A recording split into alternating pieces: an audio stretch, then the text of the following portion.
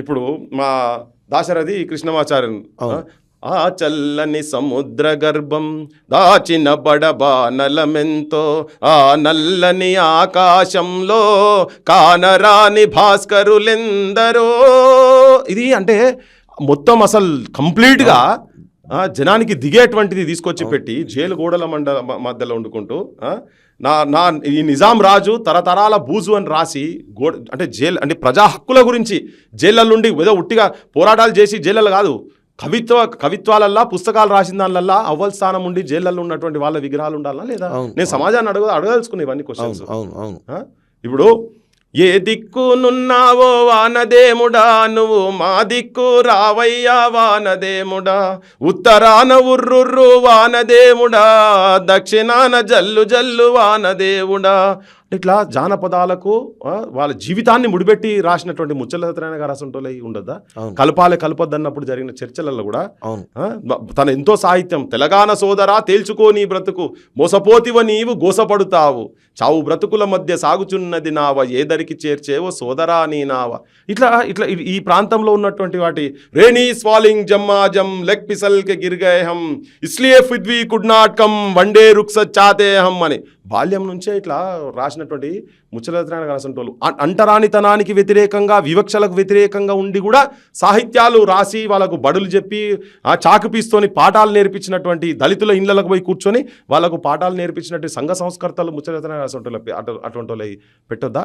సుద్దాల హనుమంతులు పల్లెటూరి పిల్లగాడ పశులగా సేమొనగాడ పాలు మరసి ఎన్నాలయ్యిందో, ఓ పాలబుగ్గల జీతగాడ కొలువు కుదిరి ఎన్నేలయ్యిందో.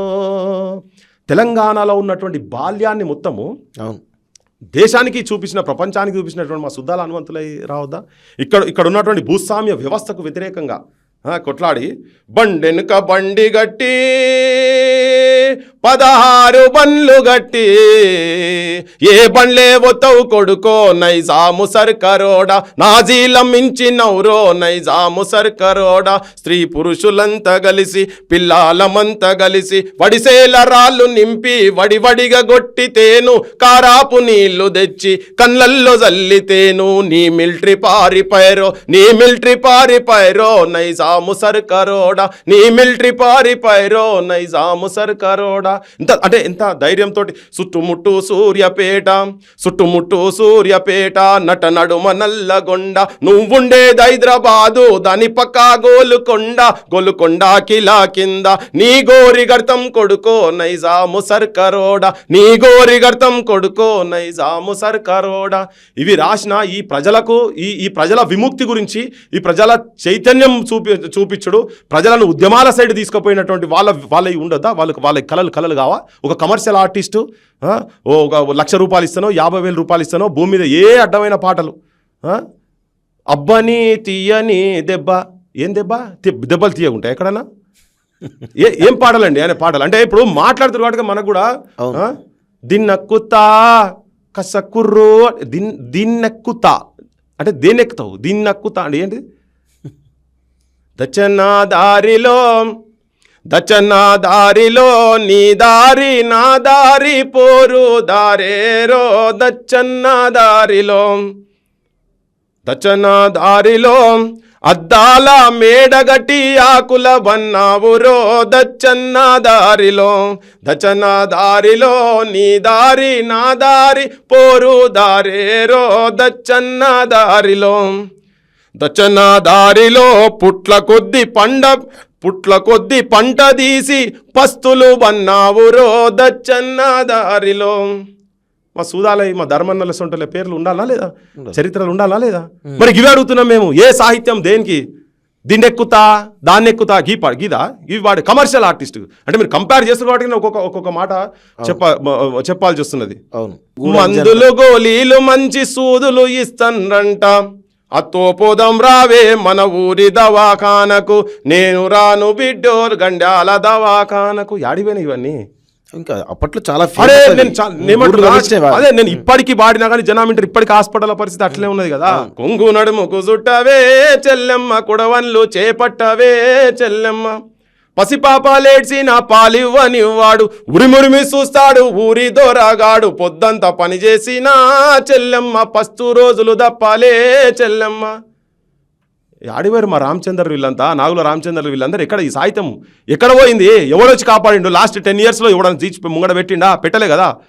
మరి అవి అడగొద్దా? మరి ఈ సాహిత్యం మా దగ్గర కవులు మా దగ్గర సాహిత్య పరులు వీళ్ళందరూ ఎక్కడ పోయినరు? మా వరంగల్ సీన్ లేరి వీళ్ళకి ఎక్కడిది? ఇప్పుడు వీళ్ళు చాలా కళలకు ప్రాంతాలకు ఇవన్నీ లేనప్పుడు మరి వీళ్ళందరి గూడంజన దొర ఏందిరో దొర పీకుడేందిరో సుత్తె మనది కత్తి మనది పార మనది పలుగు మనది బండి మనదిరో బండెట్లు మనయిరా నడుమ దొర ఏందిరో వాని పీకుడేందిరా అని ఇట్లా రాసిన మా గూడంజన్న ఏ స్టేజ్లో ఉన్నాడు? ఎంత పేదరు కానీ is not a commercial artist. మరి నా వాళ్ళను నా తెలంగాణ గుండెలకు అద్దుకోకపోతే ఎవరిని అద్దుకుంటుంది? ఒక కమర్షియల్ ఆర్టిస్టు ఈ ప్రాంత విముక్తి కోసం రాసినటువంటి ఒక గేమ్లో ఒక లైన్ రాయను అంటే ఇలా మేము అది మాట్లాడితే తప్పవుతుందా? తిడతారా? ముఖ్యమంత్రికి సోయి లేదా రేవంత్ రెడ్డికి? పాడేలు మోసుడు కాదు రేవంత్ రెడ్డి, తెలంగాణ సంస్కృతి సాహిత్యాన్ని పాడల మీద పెట్టి జాతర చేస్తున్నాను. ఆంధ్రోళ్ళ కనుసూపుల మేరకు చేస్తున్నాం ఈ పని. అందుకే హెచ్చరిస్తున్నాం, అడుగుతున్నాం మేము. తప్ప ఇది ఈ మాట్లాడి దీని మీద చర్చ చేయండి. ఇప్పుడు నేను మాట్లాడే సాహిత్యం మీద చర్చ చేయండి. 100 పాటలు పాడతాం, ఇట్లా 100 మంది గురించి చెప్తాను. శంకర్ సారంగపాణి గురించి చెప్పగలుగుతారా? మన